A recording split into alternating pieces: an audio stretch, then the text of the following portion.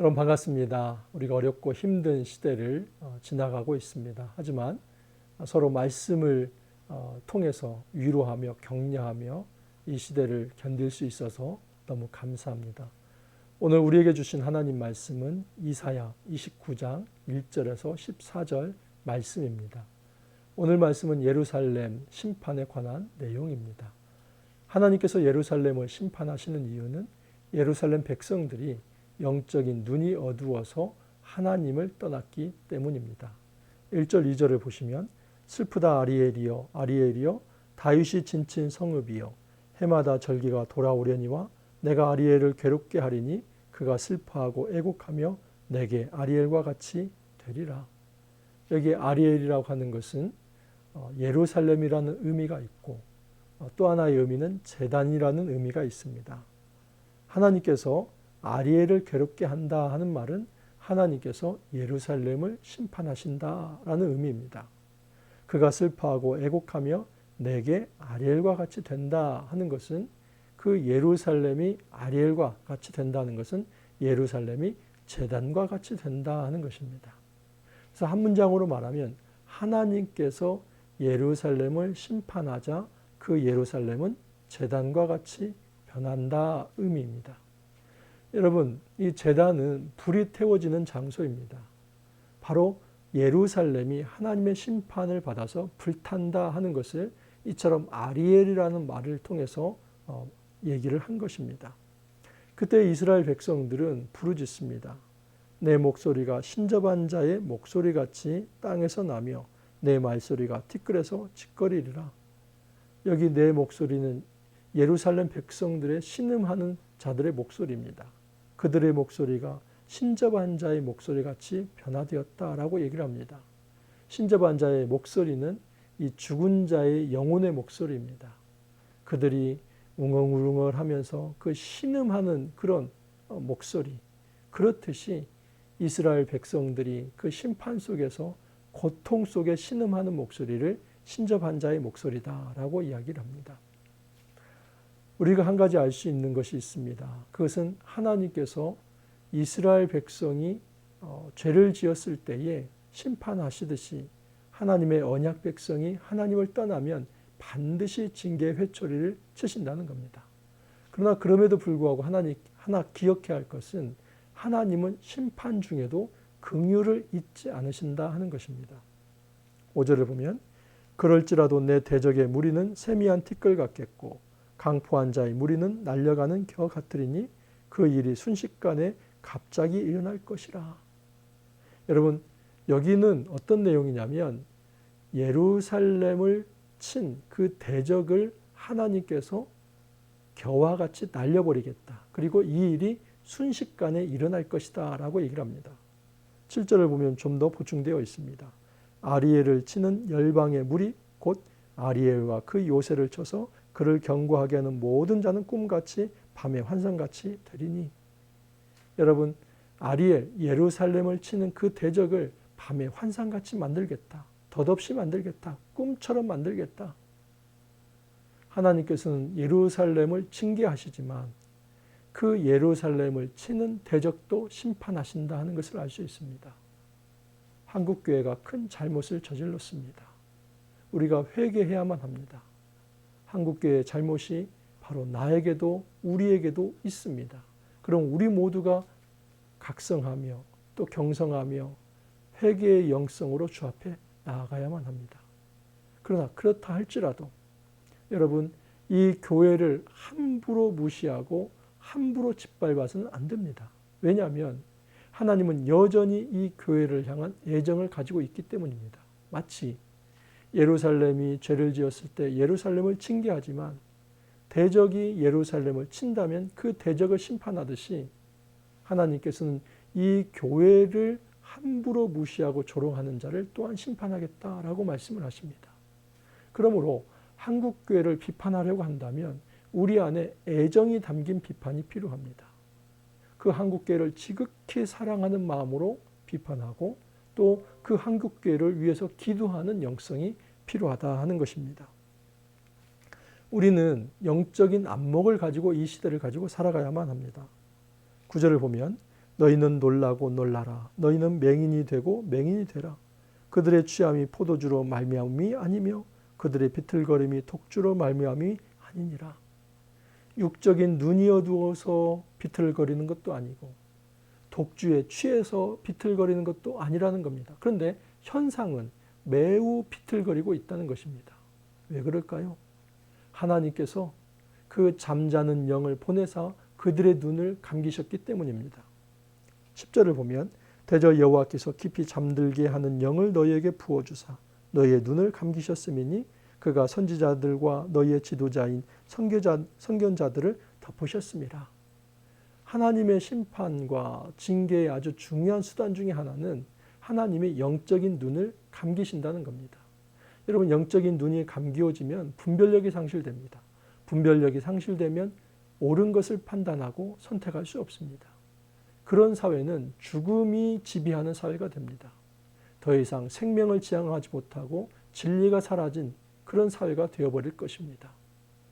그런데 영적인 눈이 감기어졌을 때 단순한 사리 판단이 없는 그 분별력이 상실된 그런 정도가 아니라 사실은 그보다 더 본질적인 하나님 말씀에 눈이 어두워진다 하는 것입니다.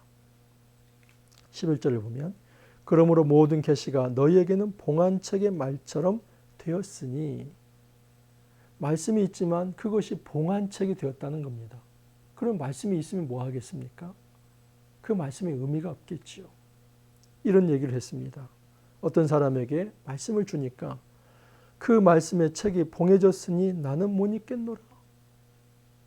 또 어떤 사람은요, 또 그 책을 글 모르는 자에게 주며 이르길 그대에게 청하노니 이를 읽으라 하면 그가 대답하기를 나는 글을 모른다 할 것이니라. 어떤 사람은 이 성경책이 봉해졌기 때문에 더 이상 읽을 수 없다 그렇게 말하는 사람이 있고, 눈으로 읽을 수 있는 능력이 있는데도 그런 말을 합니다. 어떤 사람은 보아도 나는 글을 읽을 수 없기 때문에 이 말씀을 이해할 수 없다라고 얘기를 합니다. 결국은 말씀을 읽지 않는 시대를 하나님께서 이렇게 말씀을 하신 것입니다. 영적인 눈이 어두워졌다는 것은 말씀을 읽을 수도 없고 들을 수도 없는 시대가 되었다는 것입니다. 진정한 이 영적인 맹인이 있습니다. 그것은 말씀을 모르는 사람들입니다.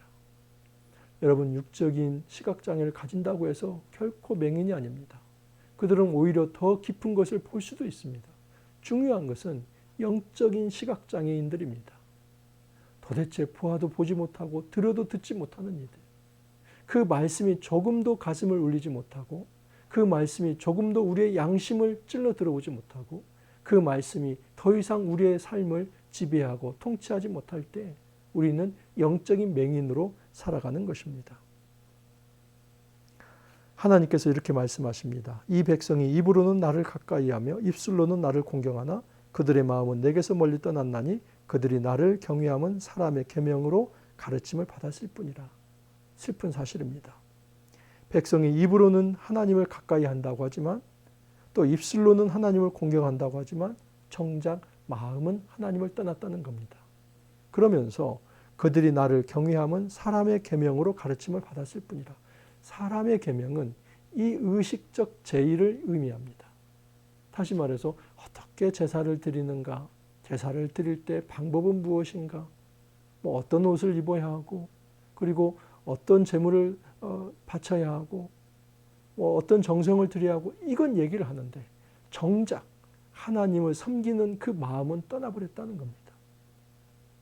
우리식으로 말하면 예배라는 형식은 남아있지만 하나님을 사랑하는 마음이 사라진 이 패역한 시대를 향하여서 하나님께서 경고의 말씀을 하시는 겁니다. 입술로는 하나님을 경외한다고 하지만 너희들의 마음이 나를 떠났구나. 이것이 바로 영적인 시각장애인들의 행동입니다. 그래서 하나님께서 기이한 일을 행하십니다. 그 일은 뭐냐면 그들 중에서 지혜자의 지혜가 없어지고 명철자의 총명이 가려지리라. 하나님의 심판은 이 시대에 지혜가 없겠다는 겁니다. 말씀이 사라지게 하겠다는 겁니다. 세상에 어떤 문제가 일어나도 그 세상을 해석할 수 있는 말씀 자체가 사라져서 무엇이 옳고 그른지 판단할 수 없는 그 혼란의 시대를 만들겠다는 것입니다. 이것이 심판입니다. 여러분, 우리는 이 종말의 시대에 심판의 시대 한가운데를 살아가고 있습니다. 뭔가를 판단할 수 없습니다. 이것도 옳은 것 같고 저것도 옳은 것 같고 이것도 틀린 것 같고 저것도 틀린 것 같고 도대체 무엇이 진리인지 헷갈리는 시대입니다. 여러분, 그럴 때일수록 우리가 기도해야 할 것이 있습니다. 하나님, 잠자는 영을 우리에게 주어 우리의 눈이 가려지는 이 일만큼은 얻게 해주십시오.